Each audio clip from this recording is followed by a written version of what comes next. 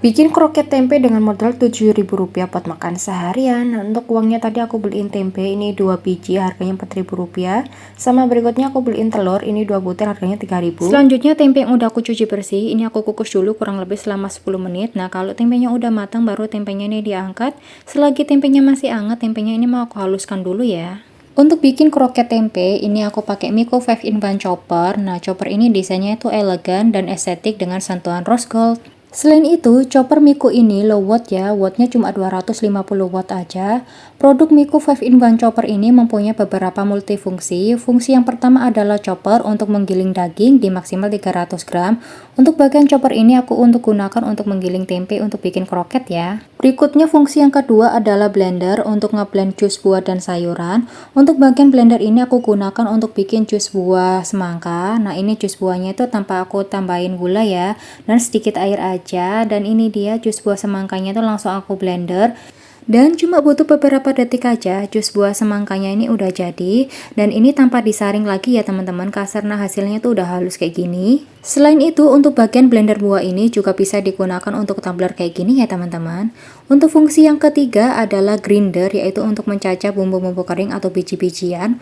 Untuk bagian grinder ini aku gunakan untuk mencacah biji ketumbar. Nah, tadi biji ketumbarnya udah aku masukin, terus langsung aja aku blender. Dan cuma butuh beberapa detik aja, biji ketumbarnya tuh udah langsung halus kayak gini. Selain itu, untuk bagian grinder ini aku juga gunakan untuk mencacah biji kacang hijau.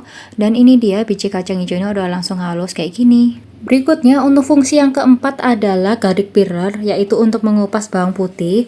Dan ini langsung aja bawang putihnya tuh langsung aku masukkan, dan ini aku langsung haluskan pakai chopper ini. Dan lihat, cuma butuh beberapa detik aja, langsungnya itu langsung halus kayak gini, bawang putihnya udah kekupas semua. Dan untuk fungsi yang terakhir atau fungsi yang kelima adalah egg beater, yaitu untuk mengacak telur. Nah, telur ini aku gunakan nanti untuk bikin baluran untuk kroket tempe. Dengan adanya egg beater ini, kita nggak perlu mengocok telur secara manual, karena pakai chopper ini, mengocok telur jadi lebih mudah dan pastinya langsung hasilnya itu langsung halus kayak gini.